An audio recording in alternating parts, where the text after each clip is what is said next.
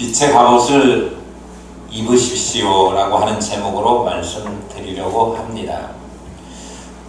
지금 몇 시죠?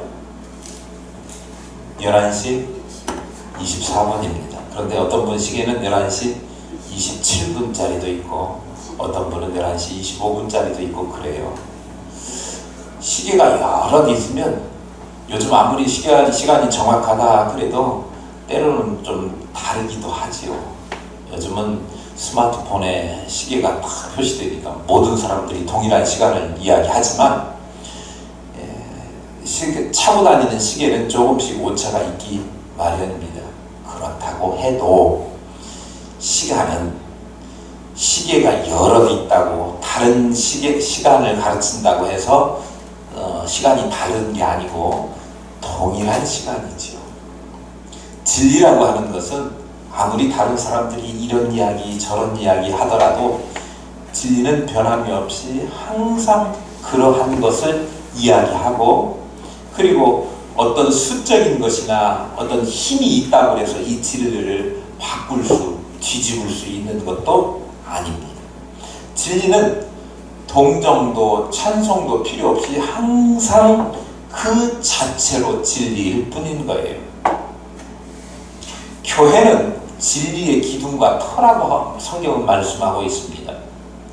교회가 진리를 지켜가는 기둥과 같은 역할을 해야 되고 그 기초가 되는 터전과 같은 역할을 해야 되는데, 이 교회의 진리와 기둥의 터 이런 것들을, 다시 말하면 교회의 본질을 바꾸려고 하는 시도들이 많이 생겨나는 시대가 오늘날 시대입니다. 진리를 바꾸려고 해요.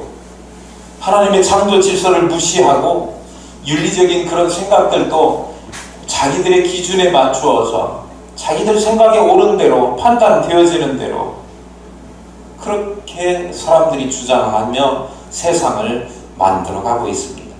세상이 캄캄해진 것 같아요. 일부이긴 하지만 그릇된 윤리를 인정하면서 그것을 중심으로 자기들의 주장을 하면서 모이게 된 교회들, 우리나라는 아직 잘 모르겠습니다만 미국이나 유럽이나 이런 교회 보면 동성애자들이 자기들만의 신앙 공동체를 만들어서 예배한다고 하는 동성애 교회가 있습니다. 거기에 목사님도 동성애 하시는 목사님입니다. 그러니까 일부 교단에서는 동성애자를 목사님으로 안수하는 일이 이미 벌어진 시대가 되었습니다. 우리 생각으로 이게 말도 안 된다. 우리 아버지 목회하던 시대의 그분들 생각으로는 자다가도 펄쩍 뛸 일이고 놀래 나자빠질 일이에요. 그런 일은 있을 수 없는 일인데 그런 일이 실제 상황이 되어버렸습니다. 또 교회의 본질을 왜곡한 채 다른 수단이나 목적을 위한 교회들이 속속 생겨나고 있고, 심지어는 미국 교회에는 사탄교라고 하는 사단에게 예배하는 그런 교회들까지도 생겨나는 아주 상상 못할 일들이 일어나는 어둠의 시기, 어둠의 때가 되었습니다. 세상이 갈수록 어두워지고 있는 것 같습니다. 왜 그럴까요? 사람들은 자기의 행위가 악하기 때문에 빛보다 어두움을 더 사랑하기 때문에 그렇습니다. 하지만 참 빛 되시는 주님을 영접한 우리 크리스천들의 마음 속에는 변화가 일어나기 시작하죠. 주님을 받아들여서 빛의 자녀답게 살려고 하는 간절한 열망이 그 가운데 움트게 되지요. 제대로 잘 성경대로 빛처럼 소금처럼 살아야 되겠다라고 하는 열망을 가지고 살아갑니다. 바울은 이런 열망을 가진 성도들이 그런 열망을 가졌음에도 불구하고 아직도 어두움의 일들, 어두움의 옷들을 완전히 벗어버리지 못하고 있는 아직도 잠에서 깨어나지 못하고 있는 성도들을 향해서 오늘 본문 말씀에 빛의 갑옷을 입자, 그렇게 권면하고 있습니다. 오늘 사도 바울의 그 말씀을 우리가 다시 한번 생각해 보면서 과연 이 시기가 어떠한 시기인지 어느 때인지 잘 분별해 보아야 할 것입니다. 그래야 우리가 영적으로 무장을 해야 하는지 또 어떻게 무장해야 하는지를 잘 알 수 있게 되기 때문입니다. 사도 바울을 통해서 우리에게 주시는 주님의 교훈을 살펴보려고 하는데요. 첫 번째로 우리가 때를 분별할 줄 알아야 한다라고 하는 말씀입니다. 때가 어느 때입니까? 밤이 깊었다, 그렇게 말씀하고 있습니다. 사도 바울이 밤이 깊고 그렇게 말씀했어요. 주님의 말씀을 묵상하면서 아주 영감이 뛰어났던, 영감에 사로잡힌 사도 바울의 가슴으로 느껴지는 이 시대를 분별하는 그 상황은 현재에 느껴지는 그의 영적 감각에는 지금 밤이라고 하는 거예요. 밤이 뭘 상징할까요?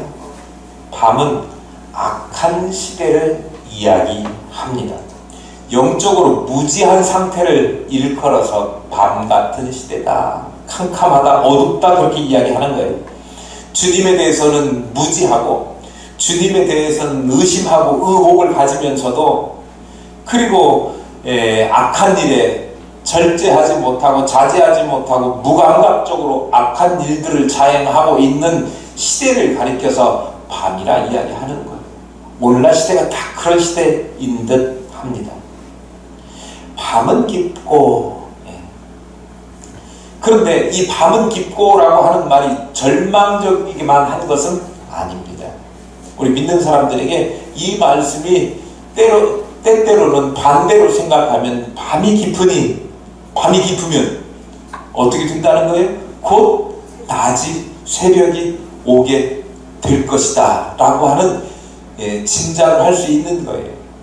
이제 어두움의 시기가 깊어졌으니 곧 주님 오실 때가 가까웠구나 라고 하는 것을 생각하면서 믿음의 사람들은 이제 주님 오시옵소서, 마라나타 주여, 이렇게 외치면서 주님의 임재, 주님의 재림, 이것을 기다리는 시기이기 때문에 우리의 궁극적인 신앙생활의 목적이 뭡니까? 주님 맞이하는 거 아닙니까? 주님 나라 이 땅에 임하는 것이고요. 그래서 현재의 고난과 현재의 그 핍박과 현재의 어두움과 이런 모든 시대들을 지나면 밤이 깊었기 때문에 곧 종말이 올 것이다, 주님이 오실 것이다 라고 하는 그런 뜻이기 때문에 단지 밤이 깊었다라고 하는 말이 암울하고 절망적인 의미만은 아니라고 하는 사실을 우리는 알 수 있습니다. 종말이 가까웠다, 낮이 가까웠다 라고 하는 뜻이에요. 지금 사도 바울이 종말을 확신하고 말씀하고 있는 거예요. 낮이 가까웠으니 지금은 계속해서 한밤중에 잠자고 있을 때가 아니라고, 깰 때라고.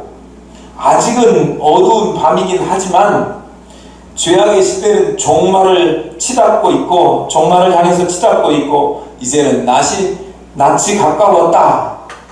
그렇기 때문에 그리스도로 말미암은 거룩함과 또 빛과 영원한 거룩한 시대가 도래할 것, 구원의 날이 도래할 것에 대해서 기대를 하면서 소망스러운 그런 마음을 가질 수 있다라고 하는 말씀을 함께 주고 있는 것입니다. 그러면 우리는 어떻게 해야 될까요? 밤은 깊었고 낮은 다가오고, 그러면 우리는 자다가 깨야 될 때라고 하는 것입니다.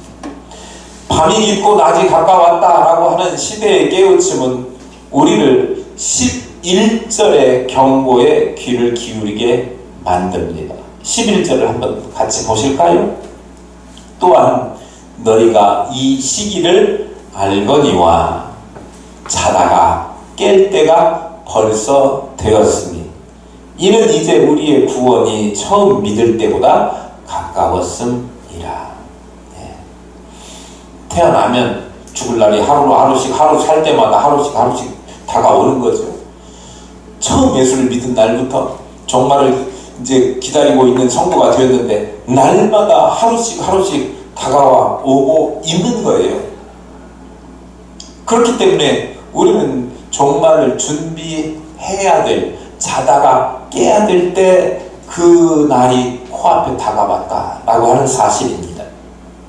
그런데도 아직도 어두움에 머물고 있다고 하면 빛이 비출 때에 우리는 부끄러움과 수치를 당할 수밖에 없습니다. 무슨 얘기냐? 빛이 다가오면 빛을 기쁘게 맞이하고 그래야 되는데 오히려 어두움 가운데 슬퍼하며 이를 갈게 되는 상태가 될 수도 있다 그런 얘기예요. 자다가 깨지 못하면. 주님의 나팔 소리가 우리를 깨우기 전에 우리는 사도 바울의 말씀처럼 사도 바울의 이 외침, 경고를 듣고 자다가 깨어야, 잠에서 깨어나야 한다고 하는 거예요. 자다가 깨어나서 우리가 해야 될 일은 무엇일까요?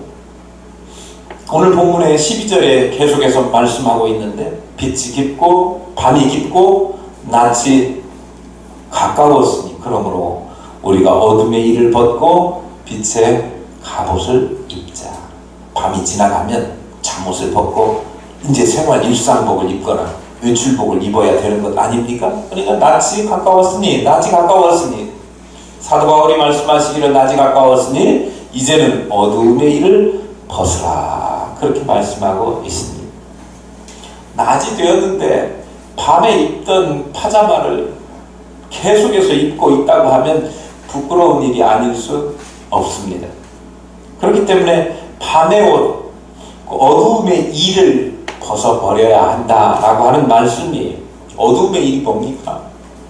죄악된 생각, 죄악된 일, 그리고 그런 행동, 그리고 습관, 그런 것들을 어두움의 일이다 그렇게 말씀할 수 있습니다. 다시 말하면 예수 믿는 사람이 해서는 안 될 생각과 말과 행동들을 이야기하는 거예요. 사도 바울이 벗어버려야 할 어두움의 일들을 13절에 말씀하고 있습니다. 한번 같이 읽어볼까요? 시작. 낮에와 같이 단정히 행하고 방탕하거나 술 취하지 말며 음란하거나 호색하지 말며 다투거나 시기하지 말고. 이게 쉽게 유혹받고 저지르기 쉬운 일들입니다. 우리의 영적인 기능을 마비시키는 행위들이 그런 유혹들인데 이런 것들 물리치지 않으면 우리의 영혼이 생명을 얻지 못하게 될 것입니다. 오늘 보니까 방탕하거나 그렇게 되어 있는데요. 방탕이라고 하는 원래 헬라어의 뜻은 옆으로 기대다라고 하는 뜻이 있어요. 옆으로 기대다 또는 굽어지다 그런 얘기. 술을 먹으면 사람들이 자기 혼자 몸을 가누지 못하고 누구에겐가 옆으로 기대야 돼요. 또는 굽어져요. 걸음걸이도 반드시 못 걷고 뭔 자 걸어간다고 그러죠? 갈지자로 걸어간다 그렇게 이야기하지 않습니까? 드셔보신 분들은 고백을 해봐요. 진짜로 그런가? 네. 그런데요, 그 술을 먹어서 자기 몸을 가누지 못하고 다른 사람들에게 기대거나 의지하거나 그러면서 고래고래 소리 지르고 행패 부리고 막 이런 때 사용되는 말이 방탕이라고 하는 원래 단어예요. 이 방탕하지 말라라고 하는 이야기는 술자리에 오래 머물면서 주저하고 떠들고 이런 이야기들을, 이런 행위들을 가리키는데 이게 그냥 나온 게 아니고 당시 로마 사람들은요, 바카스 우리가 잘 먹는 그런 그게 아니고요. 바카스 신이 있어요. 바카스 신을 숭배하면서 술을 취해가지고 소란을 피우는 일이 많이 있었습니다. 술이 취해가지고 이성을 잃어버리고 소란을 피우고 그런 일들이 있으니까 당시에 그런 일들 예수 믿는 사람으로서 그런 세상 사람들과 똑같이 술 취해서 비틀거리고 또 자기 생각 이성 주체하지 못해서 막 아무렇게나 행동하는 것 하지 말라. 그런데 오늘날 역시 술에 취하거나 또 이성이 마비될 정도로 뭔가에 취해 있는 사람들이 저지르는 온갖 종류의 일들을 다 여기 방탕한 일이라고 이야기할 수 있을 것입니다. 물론 크리스찬들은 술을 안 먹잖아요. 그러니까 그런 일이 없겠지만 술에 취해서 사람들이 자기의 의지하고는 상관없이 사고를 치고 남에게 피해를 주는 일이 있지 않습니까? 술 먹고 운전하다가 괜히 난데없이 길 가는 죄 없는 행인들을 그냥 들이받아서 막 새 모녀가 유명을 달리했다 뭐 그런 뉴스가 보도되는 것이 예사롭지 않잖아요. 뿐만 아니라 모든 다른 것들 정상적이지 않은 일에 중독 내지는 취해서 하지 말아야 될 것들을 하는 것들, 세상에 취해 있는 것들, 또 세상에 취하게 만드는 것들, 온갖 신앙에 있어서 방해가 되는 것들, 이것들에 취해가지고 살면 안 되고 그런 것들을 버려야 우리가 방탕한 삶을 살지 않게 된다라고 하는 것이죠. 이 술 취하지 말라, 술 먹어서 방탕하지 말라라고 하는 그 말에만 우리가 주의를 기울일 것이 아니라 크리스찬으로서 해서는 안 될 영적인 일에 유익이 되지 않는 모든 일들이 나는 해당되지 않는가 한번 생각해 볼 필요가 있습니다. 그 다음에 뭐 조심하라고 그랬죠? 음란과 호색을 조심하라 그랬습니다. 당시 로마 사회가 막 엄청나게 뭐라고 그래요? 음란한 시대가 됐습니다. 그 시대의 작품들을 보면 다 거의 빨개 벗고 나오는 사진들이 많아요. 물론 사람들은 그것을 예술로 봐야 된다 이렇게 이야기하지만 사람들의 속마음을 예술로 표현하는 것들을 보면 대부분 다 그런 의미가 없다고 이야기하기는 힘들 것입니다. 로마 사회, 로마가 왜 망했다고 이야기합니까? 대부분 사람들은요, 로마가 음란하고 부패했기 때문에 성적인 타락과 함께 그래서 그런 타락한 문화 때문에 로마가 망했다 그렇게 이야기하는 사람들이 많아요. 그런 일들에 크리스찬이 물들지 말라 그렇게 주문하고 있는 거예요. 가끔 텔레비전에 보면 유명 인사들이 연예인이랄지 또는 막 정치인이랄지 무슨 뭐 구의원, 시의원들도 가끔 이런 일에 연루돼가지고 자기 부인이 있는데 다른 여자들하고 이렇게 뭘 했다 뭐 그런 뉴스가 가십거리로 가끔 올라오는 것을 볼 수 있습니다. 성적인 일탈 행위들을 많이 하는 사회가 되어버렸습니다. 요즘 우리나라에 가통죄가 있습니까? 없습니까? 없어져 버렸습니다. 그것도 용인해주자 사생활인데 왜 그것까지 터치하느냐 뭐 이렇게 해가지고 그런 일을 저질렀던 사람은 이제 감옥 갈 일이 없으니까 그냥 편안하게 그런 일을 저지르는 시대가 되어버린 듯 하기도 합니다. 그런데 만약에 이런 일들이 세상에 알려진다고 하면 얼마나 부끄럽고 낯을 들기가 창피한 일입니까? 그러니까 그런 일들이 알려져서 포토라인 앞에 서가지고 사진이 찍히고 천하에 자기의 얼굴이 공개되고 그 치부가 드러나게 되는 일을 미리 짐작했다라고 하면 그런 일을 했을까요? 안 했을까요? 안 했을 겁니다. 오늘날 시대가 이제 곧 주님의 재림, 주님 앞에 서면 밝혀지지 않을 것이 아무것도 없는데, 주님의 재림이 도래해서 주님이 오시면 주님 앞에 우리가 서야 된다고 하면 그것이 낱낱이 다 드러나게 될 텐데, 그것을 알고 있는 사람이라고 하면 그런 일을 저지르면서 살 수 있겠는가? 그런 이야기.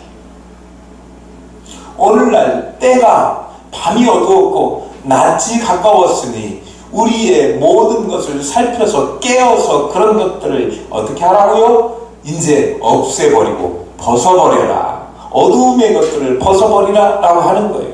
그런 일에 물들지 말라, 그렇게 경고하고 있는 겁니다.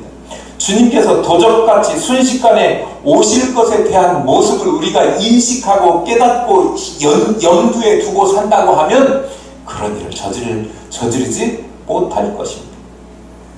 주님을 의식하지 않고 살기 때문에 타락하고 방탕하고, 그런데 주님께서 순식간에 오신다고 하면, 영적으로 잠들어 있다가 순식간에 주님이 오신다고 하면 육신의 것들에 매여서 헤매고 있을 때 주님이 오신다고 하면 우리는 어떻게 될 것인가?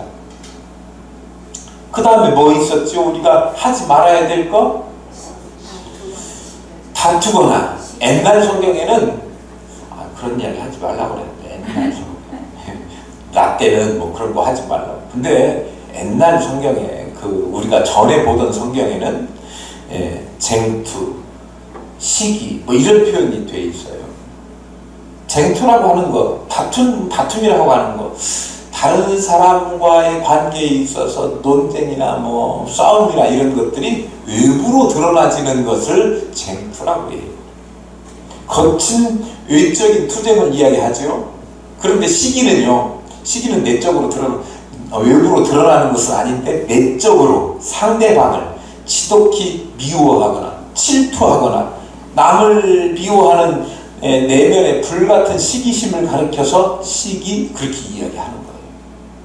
그러니까 내적인 거나 외적인 거나 모든 일에 있어서 다툼을 피하고 논쟁을 하지 말고 질투하지 말고 그렇게 하라 그래요. 왜 이런 이야기가 나왔을까요?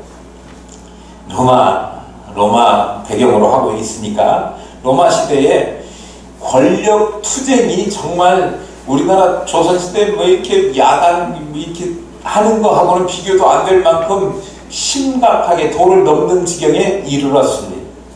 도를 넘어선 파벌 의식과 모든 극심했던 권력 투쟁, 이런 것들이 극심해서 그것을 위해서라면 어떤 일도 마다하지 않고 저지르는 시대가 그 시대였습니다.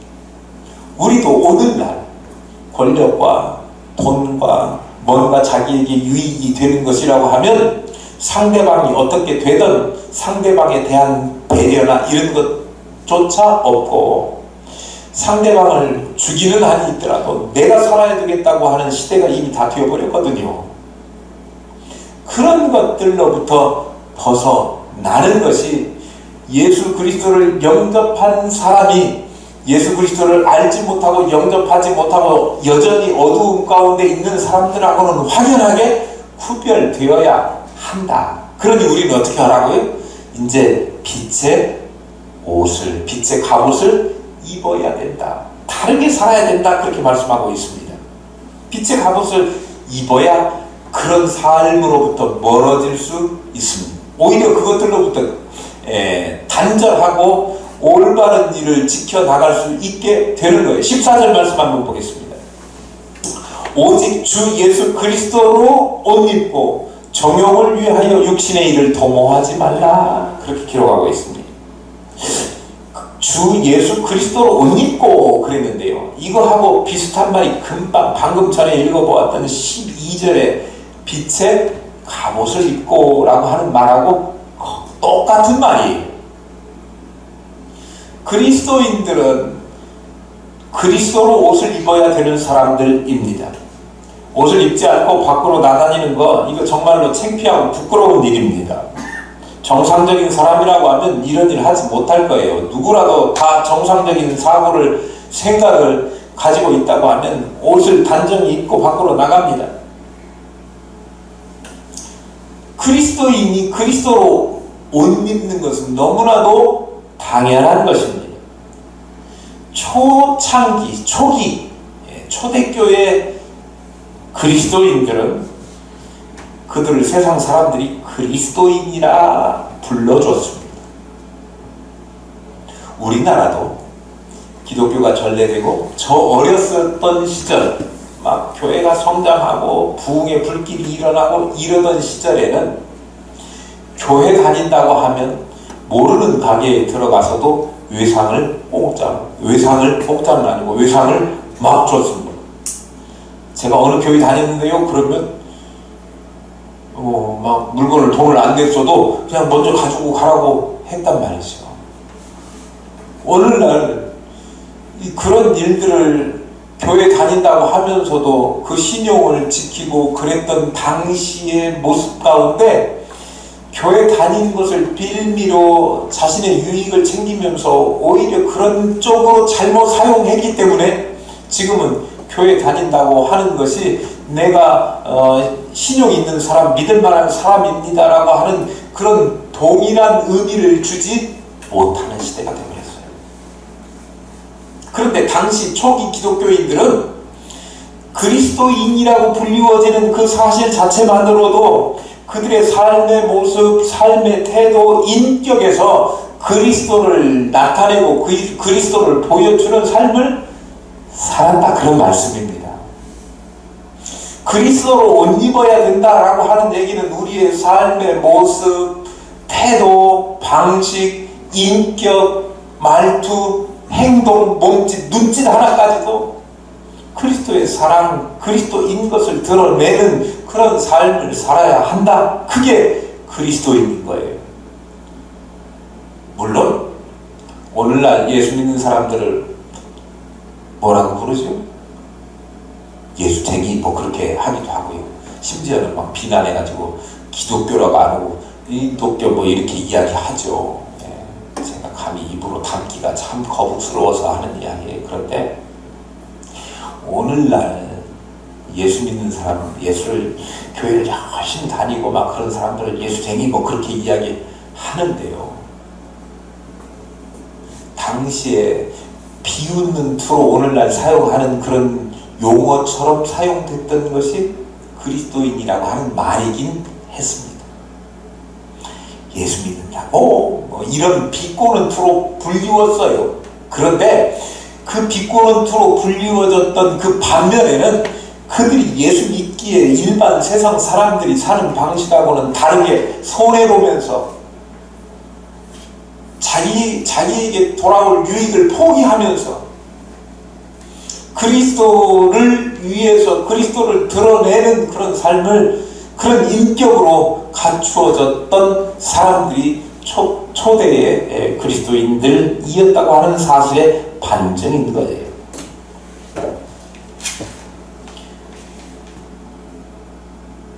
어둠의 일을 벗어버린 크리스찬이라고 하면 그리스도인답게 그리스도를 옷 입고 그렇게 살아가야 마땅하지 않겠습니까?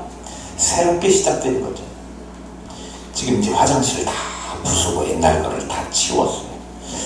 타일을 떼다 보니까 타일이 온전하게 떨어진 것도 있어요. 그런데 그걸 제가 다 깨버렸습니다. 왜 그랬을까요? 그럼 온전하게 생겼다고 그걸 다시 그 자리에다 붙일 수 없잖아요. 이제 새로운 깨끗한 한 번도 사용되지 않은 그런 타일을 거기다 갖다 붙일 거예요. 우리가 옛 모습이 온전하게 남아있던, 깨진 상태로 남아있던 그것을 다시금 주워 입고 걸쳐 입고 그렇게 살 수는 없다, 그런 이야기예요. 그리스도로 새롭게 피조된 피조물이 재창조, 리번, 중생한 인생이 되었다고 하면 이제는 정말 그렇게 중생한 사람답게 그리스도로 옷 입고 새로운 모습으로, 새로운 인격체로 그리스도를 증거해내는, 나타내는 그런 사람이 되어야 되지 않겠습니까? 뭔 옷 입으라고 그랬다고요? 빛의 갑옷을 입으라고. 갑옷은 아무나 입는 게 아니고 평상복이 아니에요. 전쟁 나갈 때 군인들이 입는 옷을 갑옷이라고 그래요. 오늘날 전투복이라고 이야기하지 않습니까? 네. 전투복, 갑옷은 특별한 용도에 따라서 다르게 입지요. 총을 안 맞기 위해서는 속에다 방탄복을 입기도 하고. 그런데 요즘 옛날에는 갑옷을 입으면 활이나 이런 것들이 뚫지를 못해요. 적들의 공격으로부터 자기 자신을 지켜주는 거예요. 그러니까 빛의 갑옷은 빛을 나타내기 위해서 우리가 지음받은 인간으로서, 사람으로서, 다시 창조된 사람으로서 그것을 지켜내기 위해서 어두움이 들어오지 못하도록 그런 옷을 입어야 되는데요. 전쟁에서 적의 공격을 피하기 위해서 갑옷을 입었듯이 우리도 빛의 갑옷을 입어야 한다. 빛의 갑옷이 무엇일까요? 사도 바울이 빛의 갑옷을 뭐라고 이야기하고 있느냐 그러면 에베소서에서 하나님의 전신갑주를 입으라, 혹은 전신갑주를 취하라, 그렇게 말씀하고 있습니다. 마치 전쟁터에서 호령하고 명령을 내리는 사령관처럼 사도 바울이 빛의 자녀로 빛의 옷을 입으라, 취하라, 그렇게 말씀하고 있는 거예요. 하나님의 전신갑주를 입으라. 왜 전신갑주를 입어야 되는 거예요? 악한 날에 너희가 능히 대적하고 모든 일을 행한 후에 서기 위해서 그렇습니다. 주님을 믿는 사람들이, 하나님을 섬기는 크리스천들이 전신갑주를 입는다라고 하는 말은 우리 에베소서 6장에서 잘 알고 있는 것처럼 진리로 허리에 띠를 띠고 의의 흉배를 붙이고 평안의 복음에 예배하는 것들로 신을 신고 믿음의 방패를 가지고 구원의 투구와 그리고 성령의 하나님의 말씀으로 무장된 그런 삶을 살아야 된다, 이렇게 말씀하고 있는 거예요. 이게 빛의 갑옷을 그리스도 옷 입은 사람들이 해야 될 일인 거죠. 어떤 악한 것들도 침범하지 못하도록 우리를 전체를 갑주로 무장하고 그렇게 나가야 된다. 확실한 것은 뭐지요? 전부 다 그것들이 나타내는 속성은요, 주 예수 그리스도를 나타내는 거예요. 그리스도를 옷 입고 정욕을 위하여 육신의 일을 도모하지 말고, 그리고 예수 그리스도를 의지하고 그의 말씀을 순종하고 복종한다면, 그의 말씀에 순종하고 복종하기만 한다면 죄를 물리치고 죄의 유혹을 능히 이겨낼 수 있을 것입니다. 지금은 반드시 우리 자신을 다시 한번 살펴보고 아직도 벗어버리지 못한 어두움의 옷을 입고 있다고 하면 어두움의 옷을 벗어버리고 빛의 갑옷, 하나님의 전신갑주 그리스도로 옷 입고 주님 닮아가는 행진을 뚜벅뚜벅 날마다 걸어가야 될 줄로